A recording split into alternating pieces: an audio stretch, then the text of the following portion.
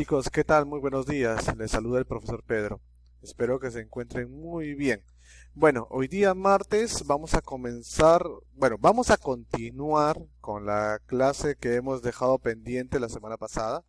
Recuerden que estamos en el último periodo de las culturas andinas peruanas, ¿cierto? Recuerden que estamos en el periodo horizonte tardío y también recuerda que en este periodo se va a dar la tercera y última unificación andina hecha por los incas, por la sociedad, por la cultura inca, ¿cierto? La semana pasada hemos visto tres aspectos de la cultura inca: su ubicación, su origen y su contexto histórico. En esta parte vamos a hablar de la segunda parte de horizonte tardío. ¿Ya? Es por eso que vamos a iniciar con el número 4, porque los otros tres primeros aspectos ya lo hemos visto la clase pasada. Vamos a hablar de la sociedad, chicos. ¿Ya? Miren, todo este texto van a tener que leerlo ustedes, van a tener que resumirlo ustedes cuando realicen sus tareas en su casa, ¿cierto? Si hablamos de la sociedad inca, tenemos que entender que la sociedad inca tuvo dos características fundamentales. La primera característica fundamental fue que fue clasista. Fue pero tan clasista que incluso, si ustedes se han dado cuenta, en esta pirámide social de toda la sociedad de los incas, incluso dentro de las dos clases sociales que existieron, también había una clasificación. O sea, ahí te vas a dar cuenta la gran diferenciación que existió en el Tahuantinsuyo, cómo las personas se podían separar socialmente hablando, ¿cierto? Y eso se basa principalmente gracias a dos factores. Primero, a la descendencia, que es uno de los factores fundamentales que establece a qué clase social tú pertenecerías si estuvieras en el Tahuantinsuyo. Y segundo, a la propiedad privada, quiénes son los dueños de la propiedad privada y quiénes no van a ser los dueños de la propiedad privada y por ende van a tener que trabajar esa propiedad privada. ¿Ya? Entonces, la primera característica de la sociedad del Tahuantinsuyo es, o mejor dicho, es que fue clasista. Fue en un extremo clasista exagerado. Porque incluso, como ya les dije, dentro de las mismas clases sociales existieron también divisiones sociales, ¿se dan cuenta? La otra característica fundamental es que fue una sociedad estamental. ¿Qué quiere decir eso? Bueno, fue estamental hasta un cierto punto. Vamos por partes. ¿Qué significa ser una sociedad estamental? Chicos, significa que las personas que formaron parte de esta pirámide social no podían subir ni descender de estatus social. O sea, si una persona pertenece a la realeza, todos sus descendientes pertenecerían a la realeza. Si una persona nació como Hatun Runa, como el pueblo, todos sus descendientes también formarían parte de los Hatun Runas siempre. Es por eso que se dice que fue una sociedad estamental, o sea que no podía subir ni bajar de estatus social. Pero, ahí viene el pero, no siempre se cumplía eso. O sea, como ley general, eso se tenía que establecer, pero en algunas excepciones no se cumplía y el único que podía romper digamos, esa tradición o esta forma de pensar, obviamente era el Inca, porque sí existieron casos, ¿ya? Que la nobleza podía bajar de estatus social, o también existieron casos de que los Hatunrunas podían subir de estatus social, pero ojo, no a todos los estatus sociales. Nunca una persona del pueblo podía llegar a convertirse parte de la realeza, eso sería imposible. ¿Está bien? Por si acaso, son las dos características fundamentales de la sociedad del Tahuantinsuyo, que eran clasistas y que poseían una sociedad estamental. Otra cosa importante, chicos, algo que a veces confundimos la mayoría de personas, ¿no? Pensamos que el Ayu, que son las familias, fueron creados por los incas, pues no es así.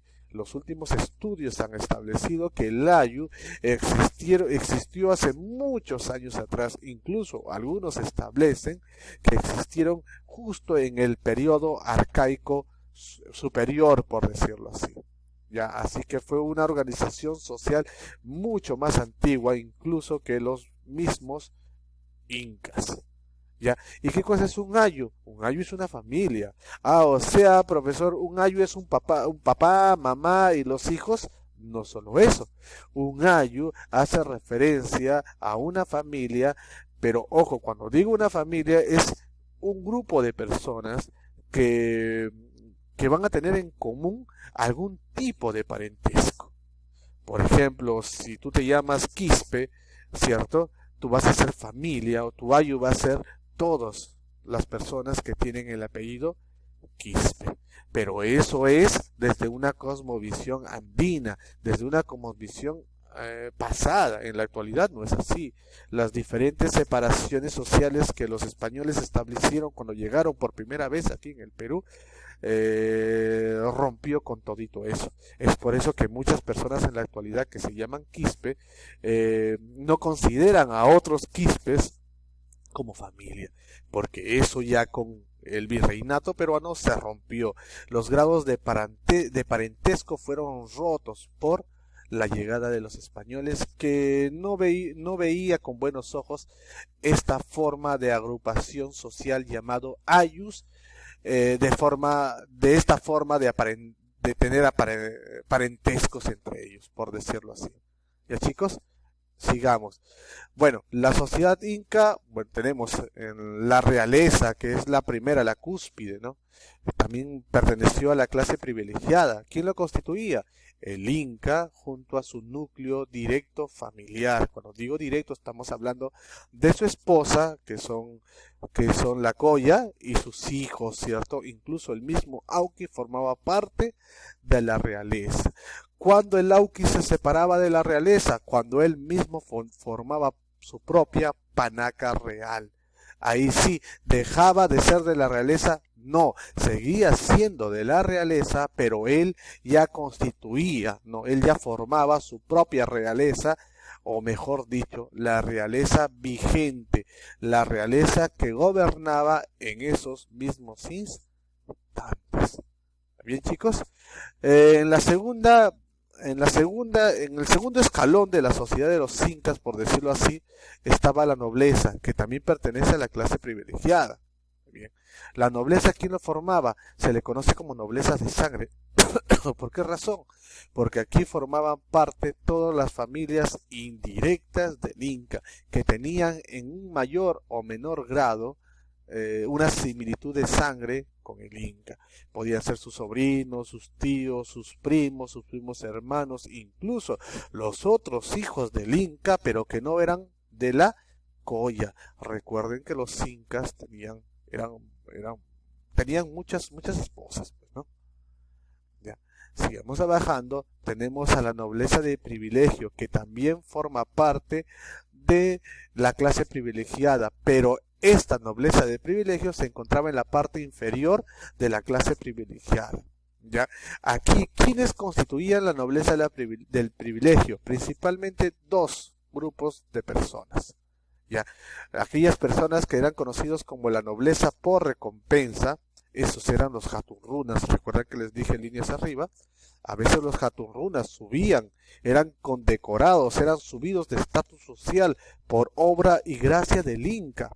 Ya sea personas que hicieron, no sé, fueron premiados por el Inca, por algún mérito en las guerras, en las batallas, ¿cierto? En contribuciones, en fin, ¿no? Esas personas jatunrunas que formaban parte del pueblo y que fueron muy leales al Inca, el Inca los recompensaba volviéndoles, digamos, una nobleza de privilegio o nobleza por recompensa. El otro grupo de personas que estaban dentro de la nobleza de privilegio fueron los señores o curacas, fueron los antiguos gobernantes de esos territorios que antes no pertenecían al Tahuantinsuyo, pero que en un determinado momento, cuando el Inca llegó con sus tropas y pidió la rendición absoluta de todo ese territorio, estos curacas o estos señores de ese territorio, al ver el poderío del Inca, sencillamente no quisieron luchar y se sometieron al Inca. ¿Ya? A ese grupo se llama nobles advenedizos. Son aquellos señores o curacas que prefirieron someterse al poder del Inca antes que pelear. A todito eso se le conoce como una nobleza de segunda categoría, por decirlo así, ya que la primera categoría sería la nobleza de sangre y mucho más arriba la realeza. Lo que sigue es el pueblo. Bueno, sabemos que el pueblo es la clase no privilegiada. Aquí tenemos a los jatunrunas, que son las personas libres, las personas que más abundan. Se podría decir que es el grueso de la población. Es la población que está sometida a los dominios, a los intereses, al trabajo obligatorio que tenían que hacer todos por medio de la mita, y hablaremos más adelante de eso, y que constituía una enorme fuerza de trabajo para el Estado. Todas las personas libres, hombres y mujeres, formaban parte de los Hatun Runas. ¿Está bien? Muy bien. Y cada vez que un joven con una jovencita se casaban, sencillamente se volvían Hatun Runa y podían hacer la mita, y el Estado también les daba una parte de tierra para que trabajaran para ellos, para su subsistencia, convirtiéndose así en Hatun Runas. También tenemos a los mitimaes o micmacunas, como también se llaman, que fueron personas, digamos, trasladadas, pero no hay que confundir. Algunos dicen, fueron trasladados, seguro fueron castigados. Algunos sí y algunos no. Las personas que mucho desobedecían las órdenes del Inca o se rebelaban continuamente a las órdenes del Cusco eran trasladadas. Como también había personas que eran muy leales al Inca, pero vivían en zonas donde la agricultura no era muy buena, también eran trasladadas y llevadas a lugares mucho más fértiles, donde había una mejor agricultura.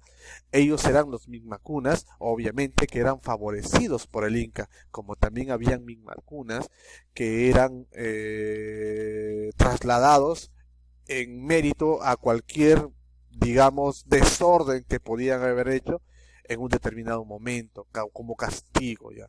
Los mitimaes son micmacunas.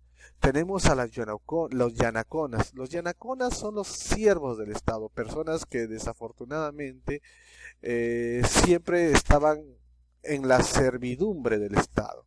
Ya. ¿Eran hombres libres? Bueno, yo creo que no eran hombres libres. Eran personas que servían perpetuamente al Estado. Yo creo que fueron más que nada como un castigo para aquellas personas que desobedecían el poder del Inca, ¿cierto? Así que no creo que haya sido algo bueno ser un yanacón en esos tiempos. Y tenemos las piñas, que fueron los esclavos. Estas personas sí eran prisioneros de guerra, ¿no? Aquellas personas que se oponían continuamente al Tahuantinsuyo terminaban siendo piñas o piñacunas, como también se le conoce. Y por último a las sagyas, que eran las mujeres más hermosas del Tahuantinsuyo, que eran llevadas al Tahuantinsuyo, llevadas al Yaguasi, un lugar donde se educaba a las mujeres que en un determinado momento pertenecerían como servidoras del Estado o como recompensas para los curacas leales a los incas e incluso a los mismos incas. O sea, la belleza de la mujer en ese tiempo, no sé si decirlo que era castigada, ¿no? Porque ser una agya significaba tener un estatus social, sí, pero de servicio. Imagínate servir al Inca, es algo de prestigio, ¿no? O servir a un curaca, ya, obviamente vivía mejor que el pueblo. ¿Ya, chicos? Ahora hablemos acerca de la política.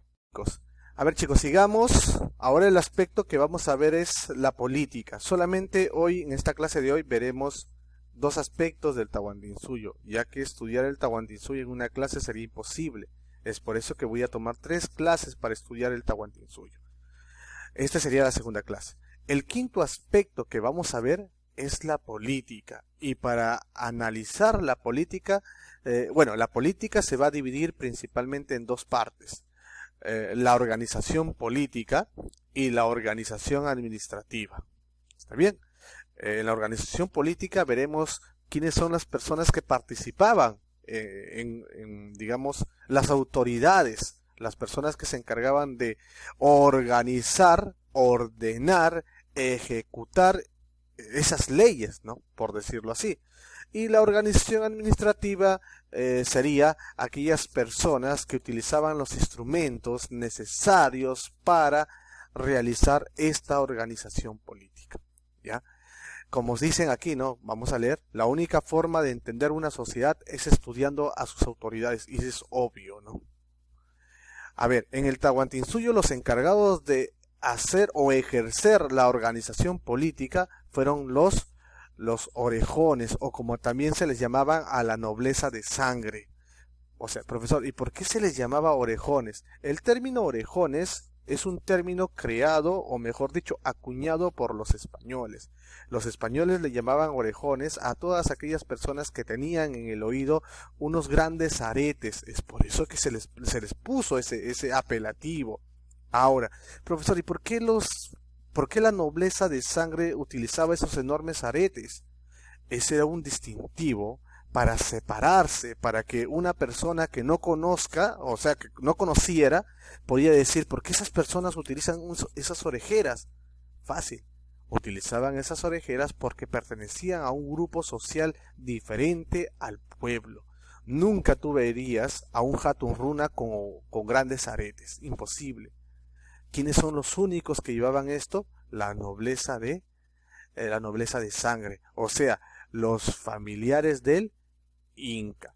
También la nobleza por privilegios, los curacas. Recuerden que los curacas, algunos curacas que se rindieron a la autoridad del Inca, también llevaban ese distintivo, pero debería haber sido de otra manera, ¿no? Porque recuerden que fue una sociedad muy clasista. Así que los aretes de la familia real, de la nobleza, eran muy diferentes, nobleza de sangre, eran muy diferentes quizás a los aretes que llevaban los curacas, que no formaban parte de la familia de los incas, pero que sí eran nobleza. En la cúspide de toda esa pirámide, ¿no? Política, tenemos al Inca, que era la cabeza del gobierno teocrático. Ya sabes que es algo teocrático, gobierno religioso. Recuerden que el Inca era considerado un ser divino y despótico. ¿Qué significa ser despótico? Autoritario. Nadie le podía contradecir al Inca. Podías aconsejarlo, sí, pero no podías ordenarle o decir qué cosa es lo que pudiera hacer el Inca. ¿Bien? Recuerden que es un dios, es considerado un hijo del sol. Encabezaba la lista de la élite cusqueña. No había nada más poderoso, por decirlo así, políticamente hablando, en el Tahuantinsuyo que el Inca. ¿Ya? ¿Y cómo se ganaba ese poder? ¿Cómo ganaba, digamos, que muchos curacas le fueran leales al Inca? El Inca tenía una costumbre, y esa costumbre era principalmente buscar a las hijas de los jefes de cada una de las regiones conquistadas, y para asegurar lealtad y para asegurar su apoyo militar, por decirlo así, la tomaba como esposa. Y de esa manera esa familia ingresaba como familia a ese círculo sanguíneo, por decirlo así, pero de otro tipo de parentesco, ¿cierto? Por medio de matrimonio, llegaba dentro del círculo del Inca. Imagínense qué curaca no hubiese querido aparentar con el Inca. Tú siendo un curaca, teniendo una hija muy hermosa, bueno, hija, cásate con el rey supremo de todo este Tahuantinsuyo. De esa manera podemos tener un buen aliado dentro de nuestro curacazgo, de nuestro territorio. De esa manera el Inca aseguraba lealtad de todos los territorios que conquistaba. Tenemos el que le sigue es el Auqui. Sabemos nosotros, miren chicos, si somos europeos, automáticamente Auqui sería sinónimo de príncipe. Pero a diferencia de los europeos, el hijo mayor siempre era el heredero al trono si estábamos en España, en Alemania, en Italia, ¿no? En el caso del Tahuantinsuyo fue diferente. Según algunos cronistas españoles, el Auqui solamente podía ser, ojo, obviamente el hijo del Inca, eso nadie lo discute, pero el Inca tenía 50 esposas, ya te imaginarás cuántos hijos, ¿ya? Generalmente, el Auqui debería ser el hijo del Inca y de la Colla, o sea, el hijo legítimo del Inca. Pero la historia nos ha demostrado que no se cumplió eso en toda la historia del Tahuantinsuyo. Muchos hijos que no eran legítimos, o sea, hijos del Inca pero no de la Colla, llegaron a ser incas. No fueron nunca designados como auquis, pero por cosas del destino llegaron a ser incas. Es por eso que se llega a la conclusión de que un auqui no necesariamente tenía que ser el hijo mayor del Inca, o el hijo directo del Inca, por decirlo así, ¿no? Sino que podía ser cualquier hijo del Inca que demostrara al padre que tenía las características, o mejor dicho, las facultades suficientes para ser el futuro Inca. Muchos hijos del Inca, pero no de la Colla, en un determinado momento llegaron a ponerse la macaipacha, ¿no? El casco real de los incas. Ya chicos, ojo con eso. Seguimos, la otra organización política es el Tahuantinsuyo Camachic, que es el Consejo Imperial. Ya les dije, al Inca nadie le ordenaba, pero sí les podían aconsejar. Y los encargados de aconsejarles principalmente eran los 4 gobernantes de los 4 suyos, que también recibían el nombre de Apucunas o Suyuyu Apus, ¿ya? Y generalmente estos 4 gobernantes de los Tahuantinsuyos eran principalmente los hermanos del Inca, ¿no? Los hermanos que no pudieron llegar a ser incas, sencillamente tenían que conformarse con un cargo también bueno, ¿no? Que es gobernantes de un suyo. ¿Ya chicos? Y esas personas eran los encargados de aconsejarle al Inca en el Tahuantinsuyo Camachic. El otro es el Apunchic, también conocido como el Halcón, que también era un cargo muy importante. Muchos dicen que el Apunchic fueron también la nobleza de sangre, en pocas palabras, los familiares indirectos del Inca. Los sobrinos, los tíos, los cuñados, ¿cierto? Los hermanos de otras esposas secundarias del Inca también fueron conocidos como Apuchic, ¿ya? Fueron los gobernantes de una provincia, ¿cierto? Recuerden que el Tahuantinsuyo se divide en suyos. El suyo se divide en Apunchic, o sea, provincias, y cada provincia se divide en curacazgos. Recuerden eso, chicos.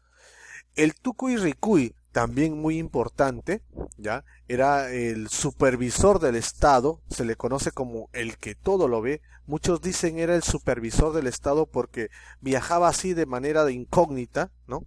Nadie lo conocía, nadie sabía quién era, todos pensaban que era un simple administrador que paraba de un lugar a otro viajando, cobrando, vendedor, por decirlo así.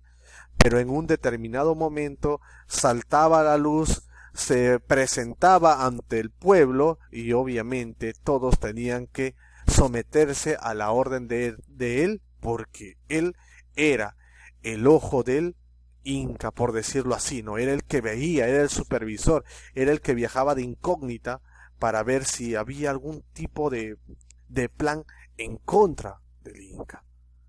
Tenemos al curaca, miren, el curaca es lo más interesante de toda la política del Inca.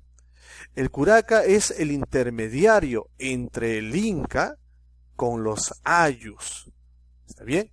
O sea, si tú eres curaca, debes ser una persona muy reconocida. ¿Por qué? Porque el curaca era elegido principalmente por los ayus.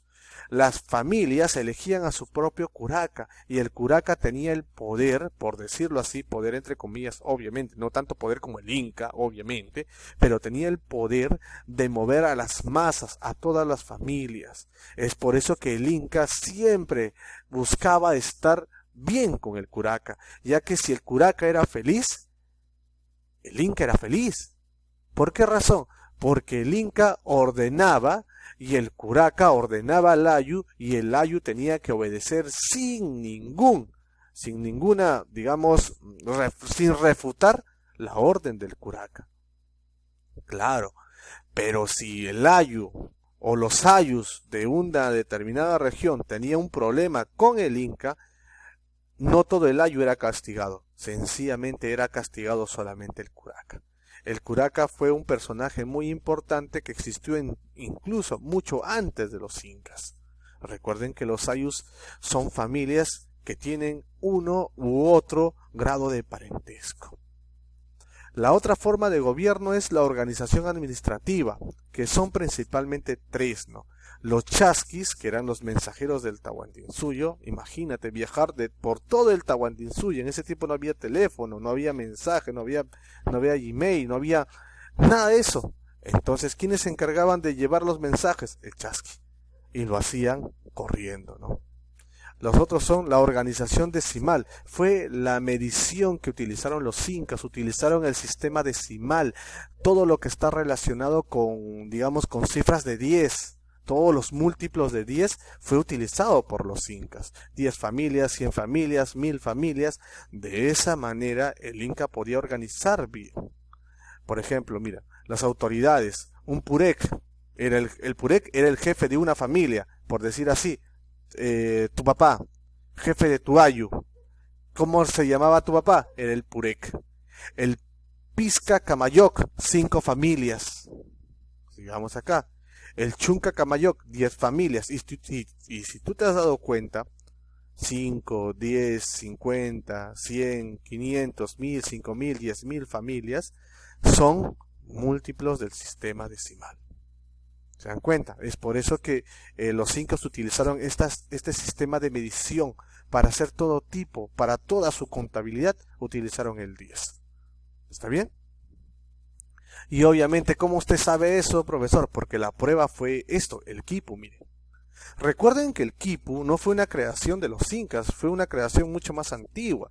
Recuerden que en Caral se encontraron quipus, pero por favor, quipus tan sofisticados como los incas, imposible. ¿Ya? La tarea que les voy a dejar es la siguiente. Actividad, ver el video y entender la clase. Y la única tarea que tienen que hacer es copiar la clase en tu cuaderno. Nada más. Ya chicos, esa es la tarea que les estoy dejando. Nos vemos hasta la próxima. Cuídense.